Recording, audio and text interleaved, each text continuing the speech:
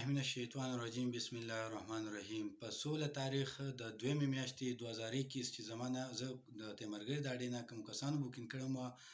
په ګل آباد کې زمانه گاړی اغسته و د وسه پورې نن شلم تاریخ دی او زما گاړی پیدا نشو زه ما پکې ډي پی او صاحب تیمرګرا لویردیر او د میدان چې کم زمونږ د موجوده حکومت کم واکداران دي هغه ته بشیر خان امینه ته ملک لیاقت ام پی ای ته او کوم واکداران چې دی په دې ټولو پسې زه لاړم ما خپل اواز رسولی دی زه ګرځم خپل کوشش کوم خو د نن ورځې پورې نه زما گاړی پیدا شو نه ملزمان گیر شو آیا دا خو به سبا د بل سم داسې کیږي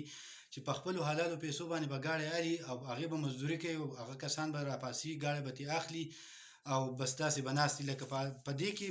دې کیس کې تر د اوسه پورې نه زما ملزمان گیر شو او نه گاړی پیدا شو او د اوسه پورې زما راپورټ پکې ونه شو دا د روزنامچې راپورټ دی کم چې پولیسو زمانه اغسته دی او د کړی دی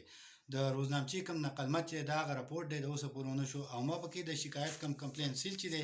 هغې ته پکې ما خپل دا کړی دی خو د اوسه پورې د وزیر اعلی ته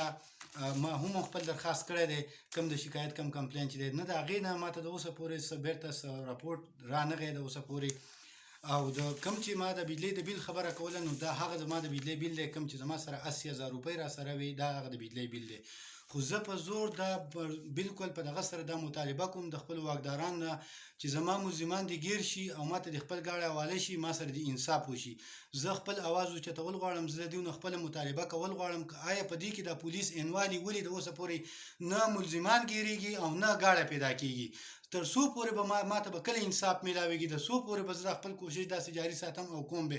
ولې ما چې چا نه گاړی اغستی هغه کاغذونه ما په تاڼه کې حواله کړي کوم چې هغې نقل زما سره دی ما په خپله مزدوري کړله په سعودي عرب کې 9 کاله د هغه پیسو باندې ما گاړی اغستی دی دا د هغه گاړي ثبوت زما سره دی د هغې کاغذونه ما په تاڼه کې حواله کړي ولې ماته انصاف نه میلاویږي ولې زما اف آی آر نه کیږي ولې زما گاړی نه پیدا کیږي او ولې تر څو پورې به زه داسې د دې خلکو ته به خپل دغه کوم او ماته به انصاف نه میلاویږي نه د اوسه پورې ماته انصاف میلاو شو نه زما سره چا مرسته کړله او نه زما دپاره چا داسې دغه کړی چې به زما ملزمان گیر شي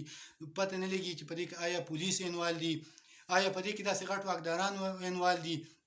چې نه ملزمان نیوی کیږي نه گاړی پیدا کیږي گاړی پاس اسمان ته وخت لاندې ځمکې راښکو ولې ماته انصاف نه میلاویږي ماته د انصاف میلاو شي د انصاف دپاره زه خپل اواز اوچتول غواړم او زه انصاف غواړم والسلام